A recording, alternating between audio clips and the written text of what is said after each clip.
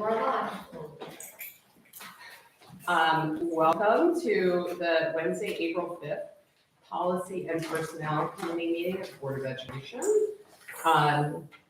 Dr. Shields, I'm going to turn it over to you for the personnel update, and then we'll dive into the policies. Very good.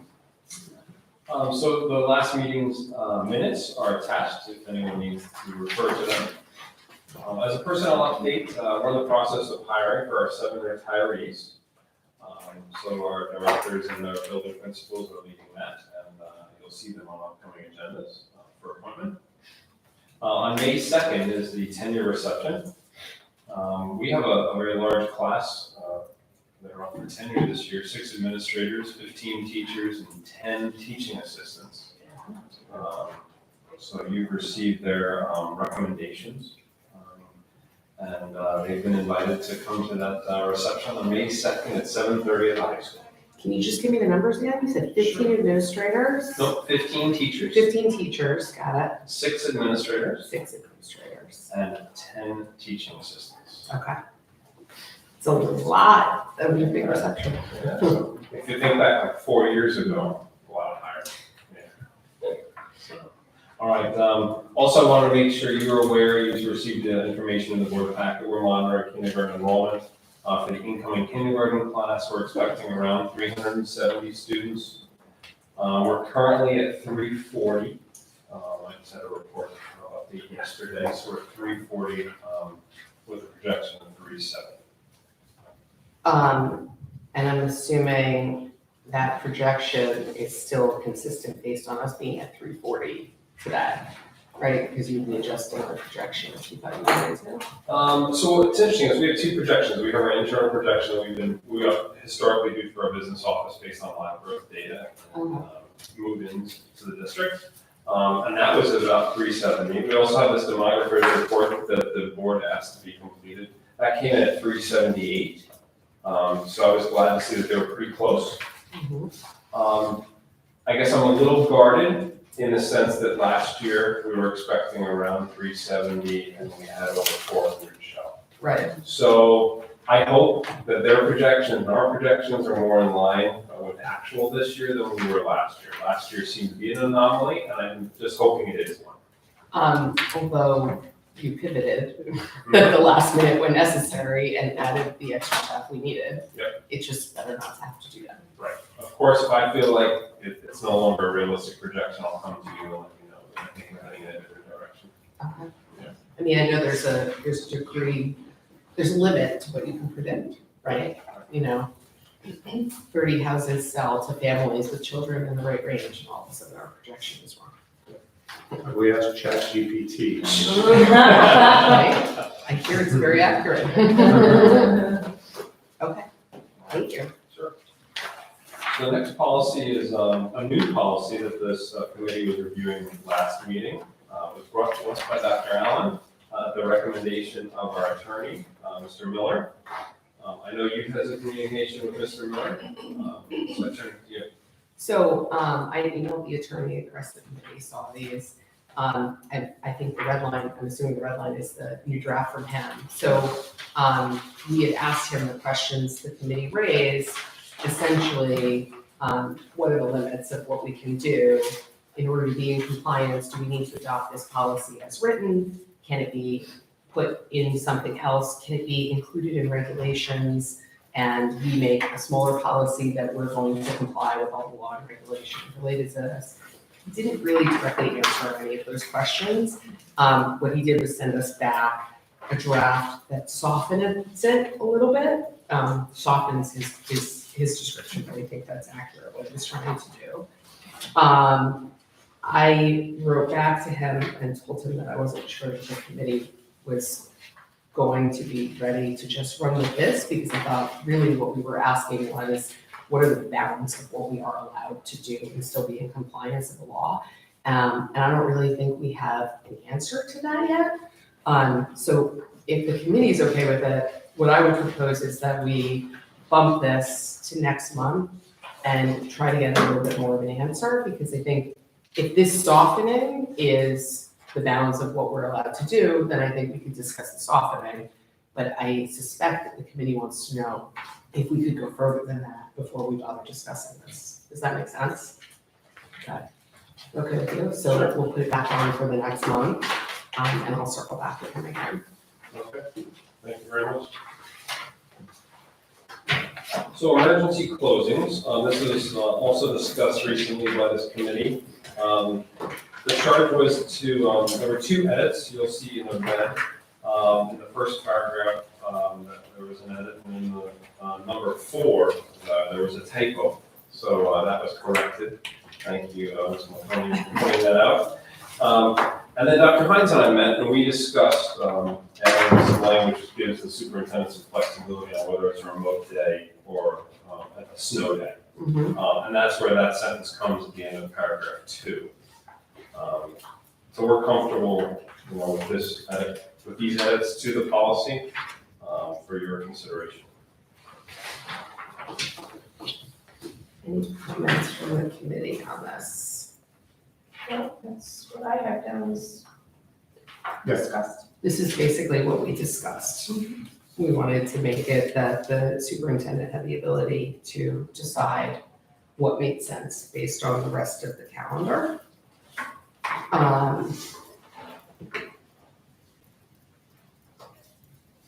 I have only one question. The superintendent may delegate this authority to another staff member in the event of their absence. Just the wording of that, because I think in other policies, we give the superintendent the ability to delegate. I don't know that we need to specifically say it's because of their absence or what, do we? I mean, I don't think we say that in any other policies. I think we say the superintendent or his or her designee,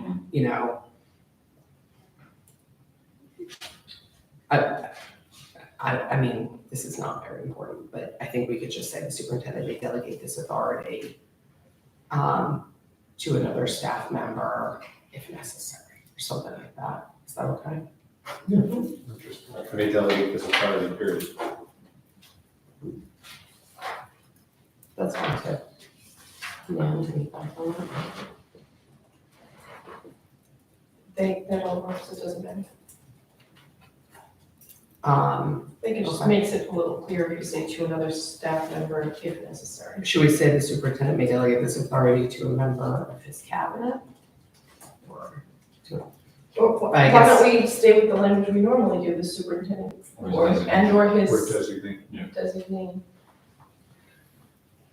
I suspect that this mirrors whatever NISBA's is, and I think that maybe it's because closing schools is a really big deal.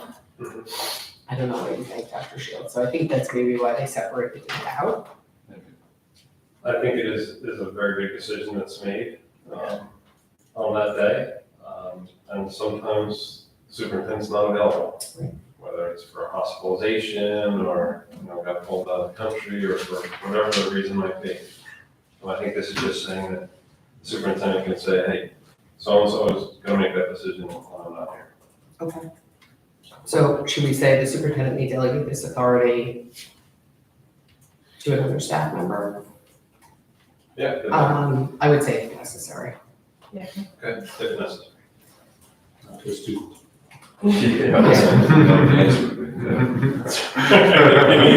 mean, for what it's worth, I feel like that would go for a very high price at one of these parent fundraising events. Superintendent for a day to decide on a snow day. We could fund a lot of programming based on that. Forget baking with my teacher.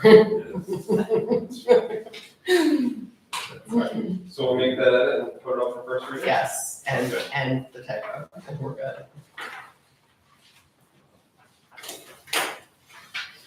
Great. All right, the next item is board officers. We discussed this at a previous meeting as well. So the charge was to try and bring some of the language into our policy from the NISBA policy. The NISBA policy is shorter than our policy. So what we did is we tried to merge the two and not eliminate items that are in our policy. I know you said that you wanted to eventually discuss it with the greater, the board as a whole. But we thought this would be a helpful starting point for that conversation, if you think so. Definitely a helpful starting point. I think that maybe we could discuss for a minute, and then perhaps the best thing to do is to put it on the evening agenda for discussion, which I think we could do. I mean, we could do his first read if we think that it's not going to change a lot, but actually, I guess we could just put it on his first read, and if it does change, we'll bring it back. Yeah. Um, I think what's my recommendation would be comfortable with what you're giving to the board first. right. And then if they want to edit it as a whole, then let them do that. So I have a question on number 5, right? Call special meetings as deemed necessary or as requested by one member of the board.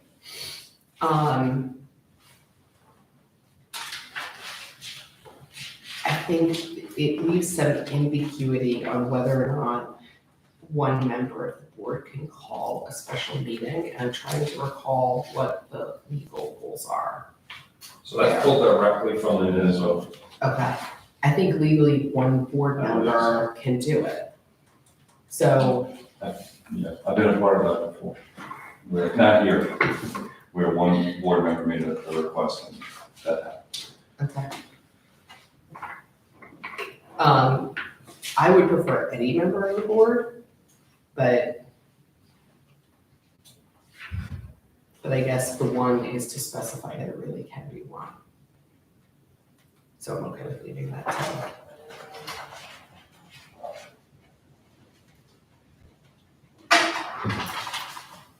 Sorry, I'm putting the.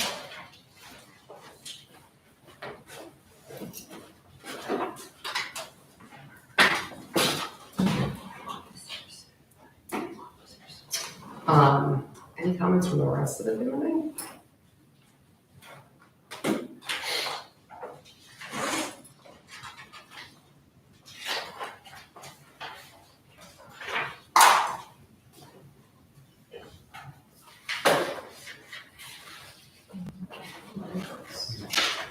You know, I don't like the one member of the board can call it, but if it's a policy, it's a, to me, it allows us some sort of filibuster. It's true. Yeah, I was surprised by that. But if it's what the state law is, so it is what it is. I mean, It gives the president the ability to basically schedule it. it's, it's frustrating because this is the way it is, but theoretically, one person could call a meeting and then the rest of the board could vote that they're not having that meeting, but in the meeting. That's what I was wondering. Yeah. Are you still actually getting to a place where there needs to be a majority decision? Yes, right, the majority of the board can decide to table something, I guess. I think, but we don't need to get into this here. Yeah, and I've seen it where one member of the board calls for a meeting and then there's the quorum isn't there on purpose. Which is the other way for people to block things, right? So they could still meet, but they couldn't make it. That's right. We're very lucky, we're very civilized here. When that- when Just that- give Dr. Block an idea. When that one, are you talking about 2 separate events, like you've seen, or the one time that one person called? That was another time, so several times. So a board member would call for a board meeting on a certain date at a certain time, and then some trustees would not show up on a certain date at a certain time. Okay. And then sometimes, depending on the issue, a board member would call for a meeting and we would all go there and I think, Rachel, as you said, or maybe it's not popular, where they just didn't agree and it was tabled. Yeah. So it's about positioning. I mean, one person can make a motion to adjourn a meeting. Right? Sure. No ideas. But then you have to vote on this. But you have to vote, exactly. But that's the part that prevents one person from forcing something fully, even if it's in an inefficient way. So I guess, is there anything else that we would want to change here? note that there are a couple on ours that are not in the NISBA sample policy, right? Number 2, oh no, it's just rearranged. Do we want to rearrange it so that it's clear which ones we're adding? Just for neatness. So 1 and 2 are on there. 3 is on there. 4 is 4 is there, on there. 5 is there, 6 is there. 7 is there, So really, it's, it's just 9. well, the voting isn't on here, on the municipal one, which seems strange to me. Sorry, number 3 on our policy, have a vote upon all questions before the board is not on the municipal sample policy. I'm assuming this means the president can vote. Like, have a vote, not call for a vote. Was this the one that said call for a vote before? I think it's got to call for a vote now. Right, it doesn't mean they Implied have a that they vote. have a vote. Right. I think maybe it said call for a vote in the previous draft. So on our policy, it says have a vote upon all questions before the board. So that was just kept. Oh, interesting. But it's not supposed to mean they can vote. It's supposed to mean they call for a vote, right? So if we think that we're not sure, right? I think I would change it to call for a vote. Okay. I don't think it's changing the meaning, Right. because we all know that all board members have a vote. Right, I just think it doesn't make sense without that, right? It's clear. So, another procedural question though. Any board member can call for a vote, right? Any board member can ask for a sense of the board. I guess maybe our implication here is that we were trying to give the authority to the president as a should kind of thing. The president should always be calling for a vote, right? So 3 on ours is not in the, as we just said. And then 4 is also not in our municipal sample policy.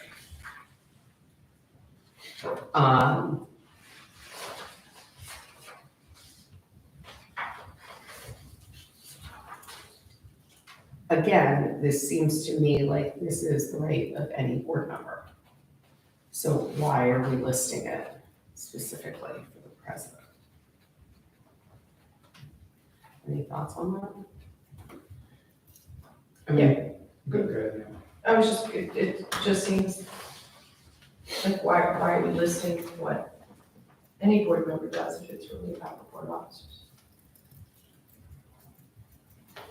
And I think we do have that they act as an ex officio member of all committees, which to me, the implication is that they can take part in any debate, even on a committee they don't sit on, because they're ex officio. So you want to remove 4? I would remove 4. I don't think it adds anything. I understand that. Does that make sense? Yeah, that's fine. Okay.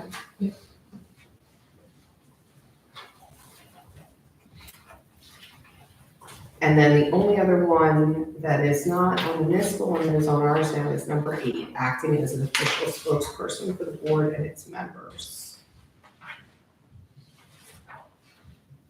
And I would leave that one on. I think that that is the way we function here. Yeah. I think that actually is in compliance with the law too. Yeah, I mean, I think from a PR standpoint, if there's a story, it's traditionally you have the superintendent and board president comment about something. So. It also adds clarity, right? I mean, If the community member wants to know why whichever people are speaking. I mean, in terms of the role of the board under state law, right, individual board members are not supposed to act on behalf of the board. So this makes clear what the reality of the situation is, so I would leave that. And number 9, obviously, it's the same on municipal one, and we're adding it to ours, which makes sense to me. Anything else that we would add or change on this? So I'm 3, we're going to change have to call. Call. Okay. I'd call 4. Okay. And I have only one question. I noticed we took out all the his and hers, and we're changing them to theirs and thems. There's that too. Especially since the NISBA policy is still on his or her, can you tell us a little bit thinking on that? I was, given guidance by the committee in the past to try and move away from gender pronouns. Yeah, I feel like it was last year, right? Yeah. We talked about. So we said just going forward, it's not something we're gonna go and change in all of our policies, but as we review policies, let's try and move away from that if we can. I mean, that's fine with me. I wanted to make sure everyone was interpreting it. No, Okay. I saw it as well. That's fine. Okay.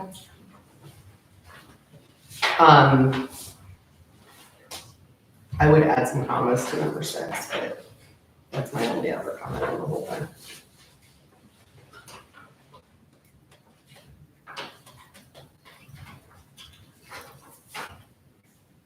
Okay. Anything else? So I guess first read for the next meeting, but I will specifically highlight it in the committee update so that we actually have like a little conversation about it and it doesn't just slide by on first read. Sounds good. All right. So the next 2 items on the agenda, we had a conversation earlier in the year, so I wanted to bring it back to the committee in the latter part of the year. So here we are in April, to give you a status update. I've been checking in with the administrators who are at the forefront of, implementing the grading policy and the homework policy. As you know, we made some edits to them last year, and we wanted to make sure that we got feedback from the staff on how they're going. The feedback has been positive, that, they are implementing them as stated. They don't see any need to change them. So then that begs the question, well, do we need regulations to sort of strengthen them or bolster them in any way? So Dr. Hines and I met to discuss this, and it's his recommendation that when we have all the administrators together at the summer retreat, that we review to see if we need to have regulations at that time. The purpose of regulations would be to add more specificity. Correct. If we needed to. Whenever a policy changes and we're updated, I'm always wondering what's the process as far as disseminating that information to the staff. And so this was clear with Dr. Shields that they had a plan in place. But I think over the summer is to reflect on not only these 2 policies, but whenever a policy is updated or changed or amended in some way, is to have a very clear process of doing so. And that's where some of the work is, because I think that is part of the learning with this. I don't know in the past how much that's happened before, when something has changed here, and then how do I make sure this is executed within all of our schools? And so I think that's the bigger question. But right now, the feedback is Dr. Shields has said that it's been really, really good so far. On top of that, we're also going to be speaking with Regina as well to see how, what her feedback is, so we could make any necessary changes if we needed to. Do we have any feedback from parents or students? Or have they even noticed that there's any change on the ground, or has there been any change on the ground? I have not solicited feedback from parents or students. But we could do more of that, through our. Are we doing another survey at some point? Yeah, not until the late fall, early winter. So it might be something that we want to think about having in the survey, Certainly. specifically something about grading and homework, I right? totally agree. I was thinking the same thing, but, you know, as you were saying it, which is like, there's two sides to the coin. Yeah. And I think we've addressed one of them, which is the teacher's side. Yeah. Let's address the, you know, parents, students, and just see like what they're getting. And I think, you know, survey is a perfect place to, because this is easily quantifiable. How much do you get per night? And then you can sort of bump it up against the recommendations that we have. And then for grading, I think we can do a similar thing, which is like when you have access to grades, you have access to all your grades, have you been missing a grade, that sort of stuff. You can throw those sort of like very yes or no-ish questions into the survey. I mean, I think homework, I agree with you, and also homework is hard and has been, I think, tough to discuss from the beginning because you want both the quantitative and the qualitative. Yeah. Right? We want to understand that the number is right, but also that it feels appropriate, right? I think there are many different camps on homework, right? I think there are people who want the habit of it, and therefore the quantity is the ultimate measure. They want their kids to be in the habit of doing a certain amount. And then I know, and by the way, I think this is teachers and parents, right? Then there are also people who think it's the quality, is the homework additive in some way, or is it busy work? Is it the appropriate amount? And I know the appropriate amount is very hard to measure because one child's 10 minutes of homework is another child's hour of agony. Very true. But I guess we can in the fall discuss further, as the survey is being drafted. But I think it would be good to understand how people feel about it, and hopefully that it's had an impact a little bit. Again, this is all like part of our effort towards consistency, right? Absolutely. Anecdotally, I've heard of a few that are still struggling with excessive amount of homework. So I'm not sure how we address that, if it's an individual teacher problem, or if it's not completely clear. Was that more at the high school level or secondary level? No, it was like a Elementary. kindergarten or first grader. Wow.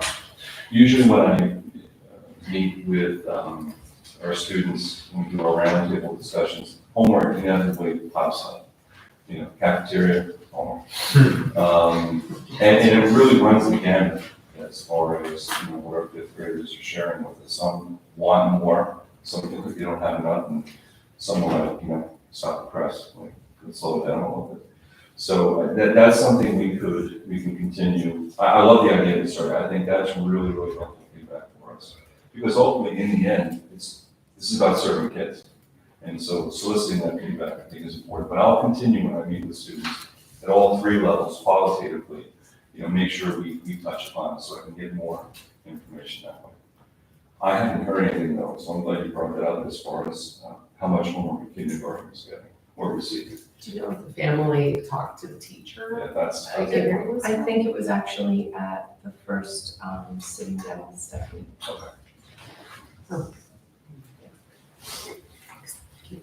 It's interesting because I think that, like I said, there are a lot of camps on homework. I feel like the excessive homework for kindergarten is one that there aren't as many sides to, Yeah. right?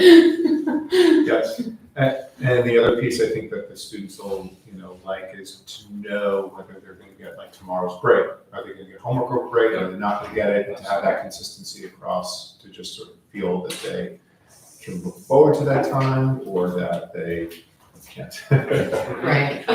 I'm trying to remember what we ended up doing, I think we said homework We said during no. major breaks. but only for elementary, right? Isn't that what ended up happening? No, I don't recall that being in there.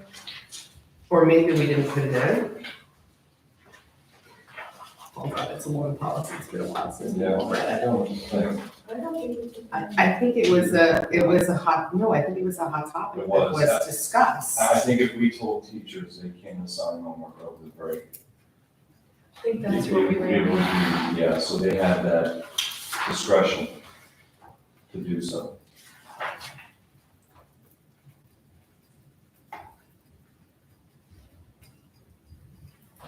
I mean, ultimately, in the end, if the parent feels like there's too much homework or too little homework, they should be speaking with the teacher.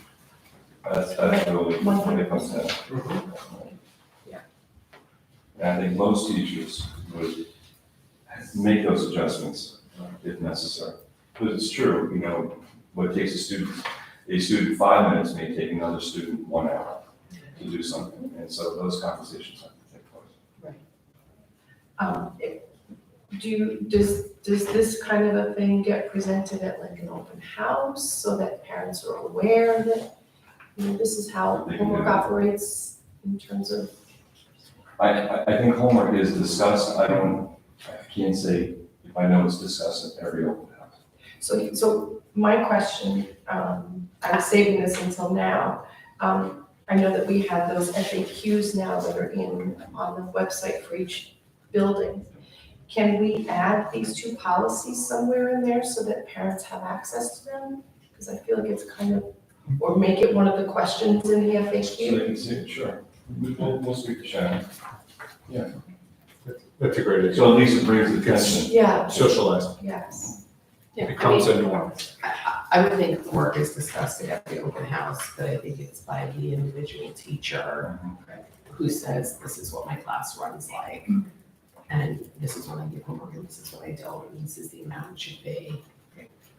I just, it could very well be that, you know, a parent thinks, oh, this is homework in first grade. Oh, it's an hour and a half. Like, they may just assume that that's the way it should be. Yeah. So, I think it's a good suggestion, put it in the FAQ on our website. We did. So it's a highlight. It's a good suggestion. Yeah. I mean, it also, again, pushes towards consistency if parents are clear on what normal looks like. Yeah. Or what we've decided normal should look like. Okay, so, I guess maybe we should plan on revisiting after your summer discussions, and maybe after the survey goes out. I would ask to work, you know, to just see the survey questions in advance of sending them out. If that would be So okay. the board is Yeah, the committee or the committee or the board, but like I always like to, you know, I write surveys, so I always like to just get a feel for like what the questions are gonna be, so that when we get them back, we have the data that we want. Yeah, we'll speak to that community who will help redesign the new survey. And when is the next one? Wouldn't be out until, then late fall, early. that's what I was thinking. And one, a little bit of school to, you know, take place. Great. So obviously, we haven't done any agenda setting for next year, but it may make sense to just hear any new developments that come out of the administrators retreat Absolutely. about this, and then check in again after the student survey. Or student parent survey. And believe me, I'm talking out of turn, administrators have their own perceptions and thoughts about homework. And practice. So it's a lively discussion, for sure. Not to put you on the spot, but does it vary because it's different by building, or are you saying philosophically they land in different places? Philosophically, they land in different places. Yeah, based on usually their own experiences as a former student. Yeah. Oh, their experiences as a student. Oh, as a student. And as a parent, Okay. yeah, absolutely, That's yeah. interesting.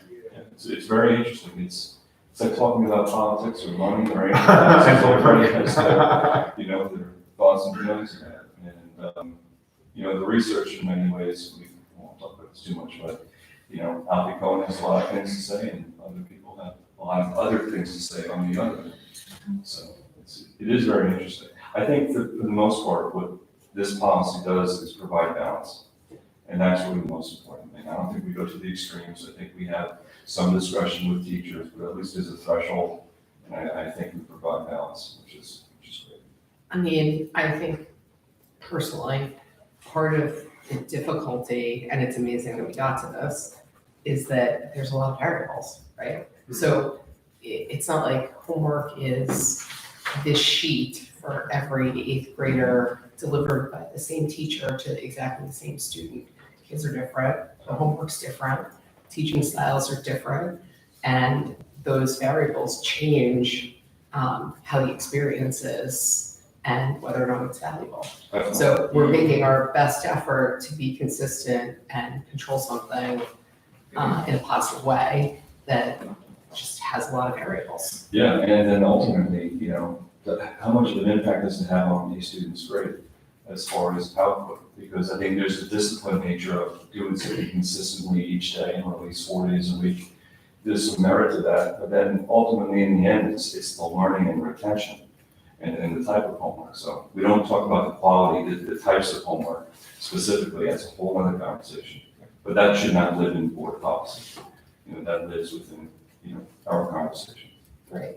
Well, and that's where student personality comes into it too, because there are students who need structure, need the practice, really do need, this is 4 days a week, this is how I do it, this is something I need a habit of, because then I'm gonna get to a higher level where that habit is gonna serve me. And there are students with a different personality who don't need that habit instilled the same way. So it's like raising children, right? You could do the exact same thing, has a different impact on 2 different kids that are still yours. That's the art of teaching. It is. Right? And that's, the science is the science, but there's an art to it. Now, look, we're almost out of our agenda anyway, so I'm gonna ask another question sort of related to this. I know we had a conversation in curriculum that touched on differentiation in the classroom. Probably we've had many over the years. And we talked about having more professional development on this in the future. Do you feel like that will have an impact on the homework too? I'd like to think it would, but any teacher, I think, working with SALT knows how difficult it is to differentiate, to truly differentiate what's happening in the classroom, especially with the different ranges of let's say, competencies that students present. I think any professional development is worthwhile. If we're going to talk about not real professional development, but targeted, it's executive functioning to me supersedes almost anything that we're talking about. Differentiation is important, but executive functioning is a totally different animal that I think as a district we need to tackle very, very soon. So we have some ideas as far as what that looks like. And that has to happen consistently K through 12, not just at one level. So Dr. Feeney and I are talking about some of those things.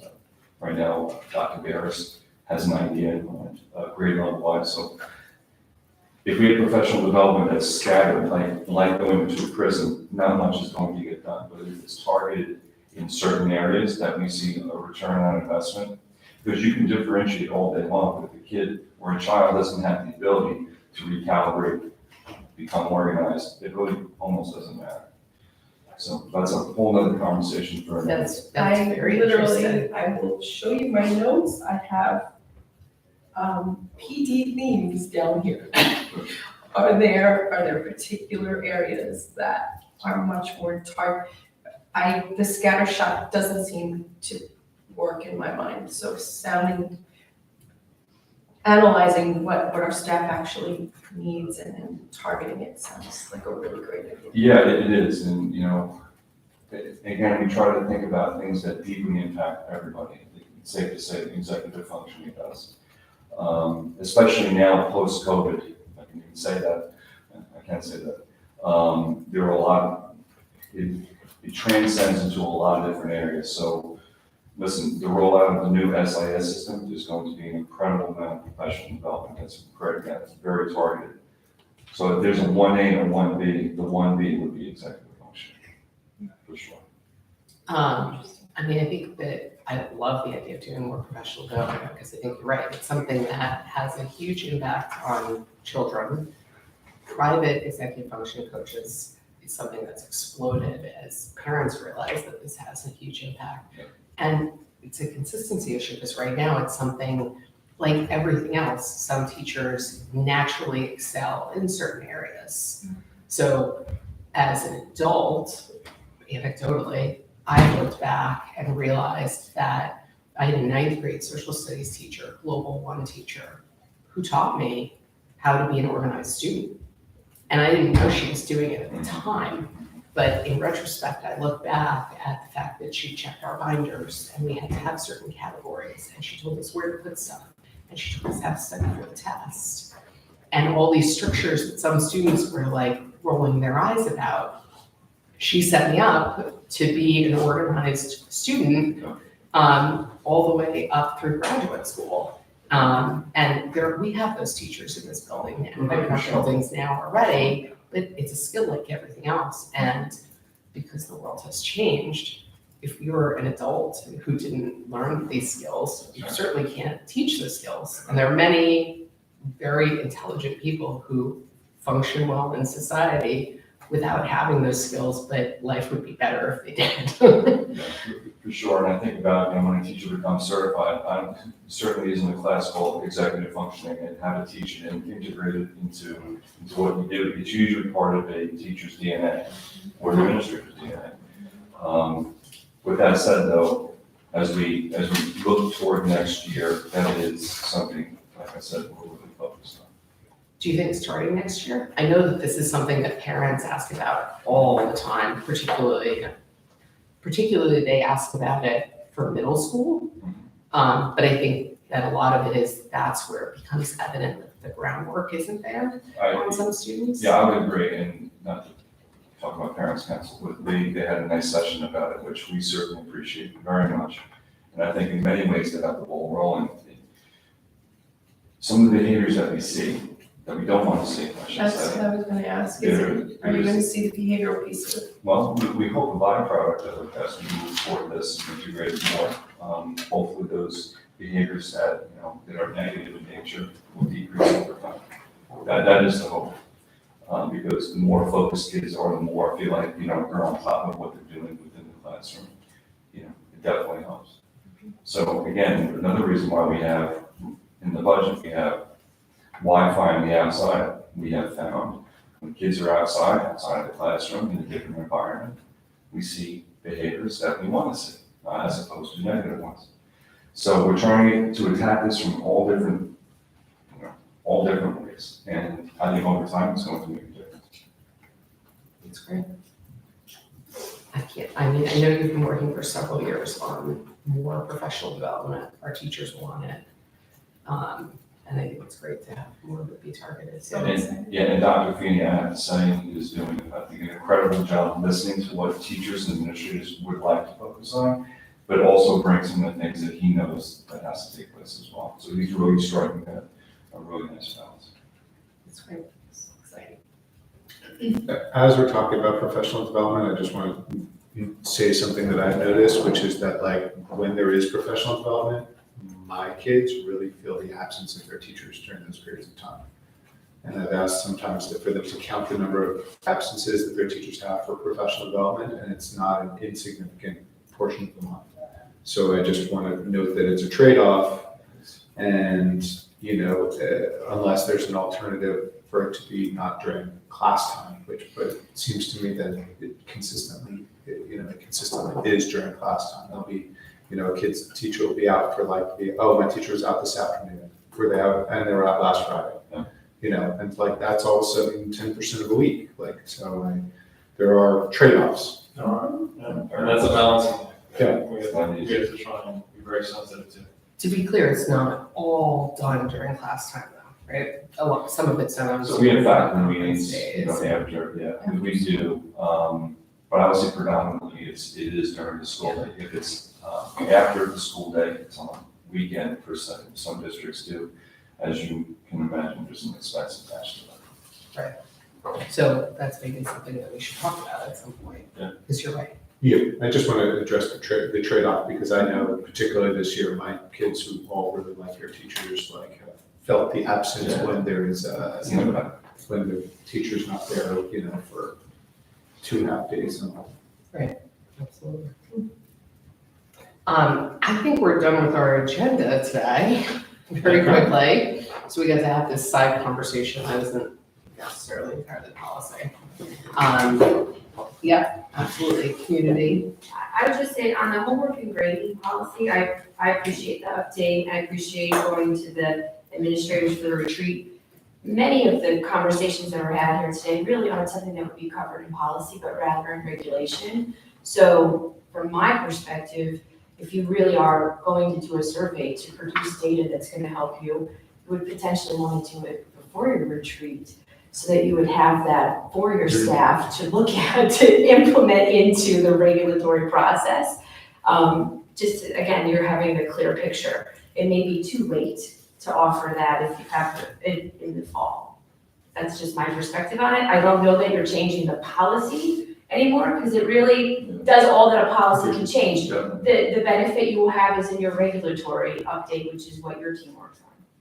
That would be my only comment. And my only other comment would be the grading policy, once you send a survey out on that, especially at the secondary level, there are many thorns within grading that this overarching policy does not attack, that are only addressed at a secondary level, again, from a regulatory issue. So, be prepared to handle that from that secondary level. Thank you.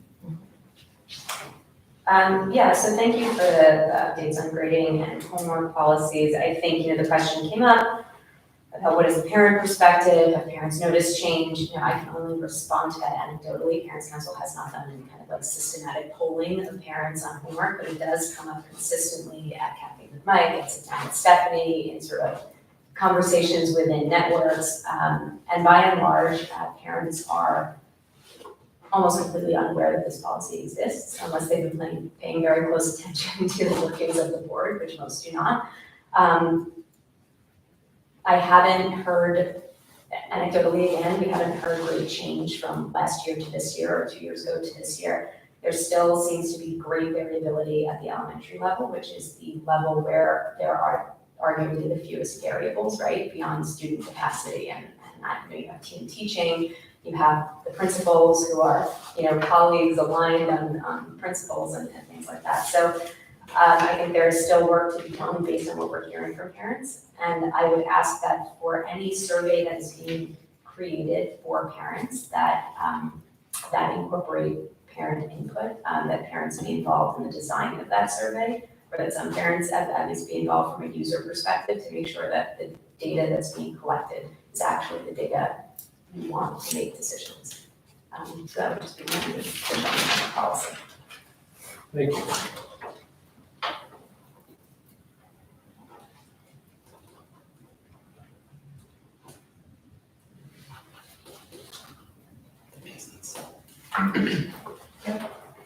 It's always about the user.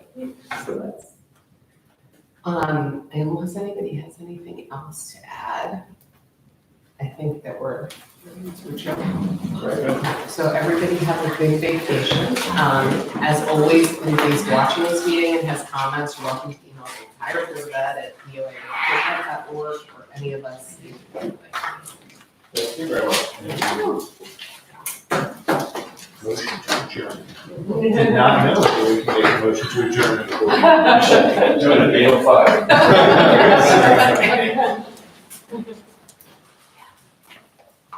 Maybe I'll do it to mess with Adam. Yeah.